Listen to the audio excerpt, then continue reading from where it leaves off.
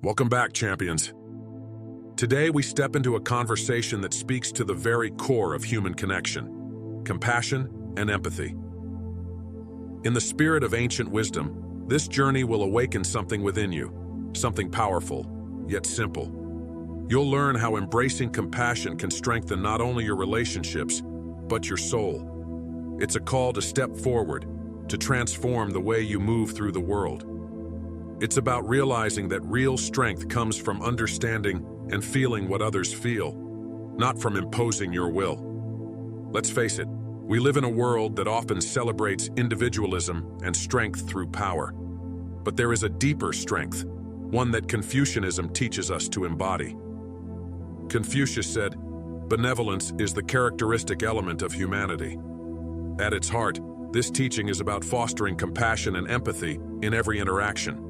Imagine the impact if we approached each person with a genuine desire to understand their experiences, to feel what they feel. It would be transformative. Today, we're not just talking about niceties or pleasantries. We're talking about a way of living that reshapes our character and elevates those around us. Confucius, the legendary sage, believed that the foundation of a virtuous life begins within, through the cultivation of ren, or benevolence. Compassion, you see, is not merely an act. It is a state of being, a choice we make in every moment. And empathy? That's the natural extension of it. It is the ability to truly see another person, to not just witness their struggles, but to walk beside them, sharing in their burden. As Confucius taught, empathy isn't weakness. It's the courage to let down your guard, to move past self-centered desires and connect with others at a level that transcends mere words. Let's dig deeper into the heart of this teaching. Imagine a world where we greet every challenge and every individual with compassion and empathy. What kind of world would that be? Confucianism shows us the way, not with soft ideals, but with the strength of ironclad virtue. Compassion doesn't mean being passive. It means choosing to understand rather than judge. It means offering help when others would turn away. As Confucius once said, "The superior man thinks of virtue. The inferior man thinks of comfort." Think about that. How many of us choose comfort over virtue in our daily lives? We retreat to what's easy, what's safe, instead of stepping into the fire of understanding. It's human to hesitate, to protect ourselves. But Confucius challenges us to something greater. He knew that fostering compassion requires stepping out of our comfort zones, breaking down our walls, and opening ourselves up to the experiences of others. It requires action. And action is what we're here for today. Every moment is a choice. Do we choose the easy road, or do we choose the path of virtue, empathy, and connection? Confucianism teaches us that every interaction, every conversation, is an opportunity to uplift another person. When we embody compassion, we do more than offer help. We transform the energy around us. We become the beacon in a world that often feels chaotic. We become the source of peace and clarity in moments of confusion. It's not just about what we feel. It's about what we do with those feelings. The great Confucian scholars remind us of this over and over. Take the words of Zhu Xi, a key figure in Neo-Confucianism, who said, "The root of all virtue is in the heart. When the heart is correct, everything else follows." This isn't a passive lesson, it's a call to action. To cultivate a correct heart is to take responsibility for our impact on the world. You see, the path to compassion and empathy is not easy, but it is necessary if we are to become the best versions of ourselves. This journey requires self-discipline, humility, and constant reflection. And that's exactly what Confucianism teaches us to do. Self-discipline in showing kindness even when it's difficult. Humility in recognizing that our perspective is not the only one. And reflection, always reflecting on whether our actions align with the virtues we claim to uphold. There's a legend in Confucianism that speaks to the power of empathy and compassion.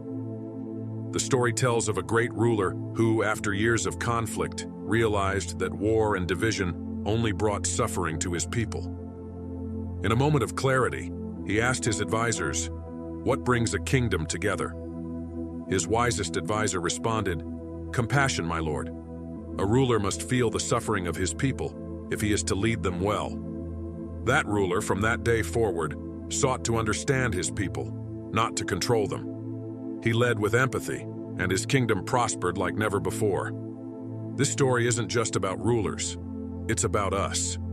We are all leaders in our own way, whether in our families, communities, or workplaces.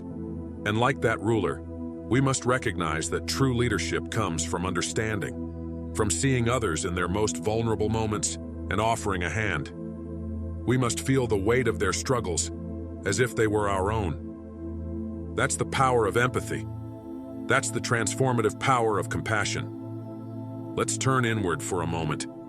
Ask yourself, how many times have you withheld empathy because it felt too vulnerable, too risky? How many times have you chosen indifference over understanding? Confucianism teaches us that to ignore another's suffering is to weaken ourselves. It's a fracture in the human connection that we're meant to uphold.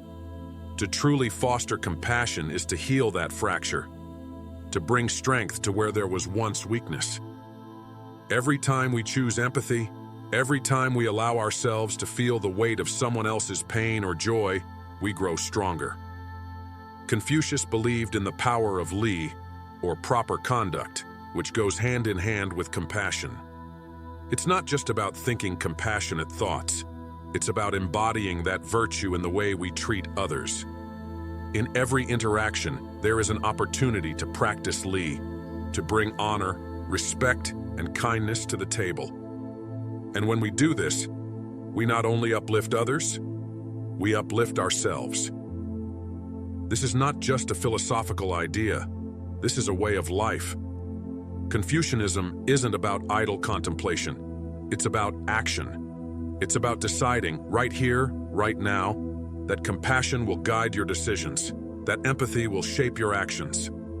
It's about walking into the next interaction you have with an open heart, ready to understand, ready to feel, and ready to support. Before we close, take this moment to commit to yourself, to those around you. Commit to living with compassion and empathy. Commit to embracing the virtues that Confucius spoke of thousands of years ago, knowing that they are just as relevant today as they were then. This is your time to rise. Your time to lead with virtue, not just for your own gain, but for the betterment of all. If you found value in these teachings, if this message has stirred something within you, make sure to like this video, subscribe to the channel, and consciously choose the kind of content you want to see in your feed. And if you're hungry for more ancient wisdom and deeper insights into personal mastery, check out the other videos on our channel. Let's continue to build that strength within together. Until next time, champions, stay strong and stay committed to your path.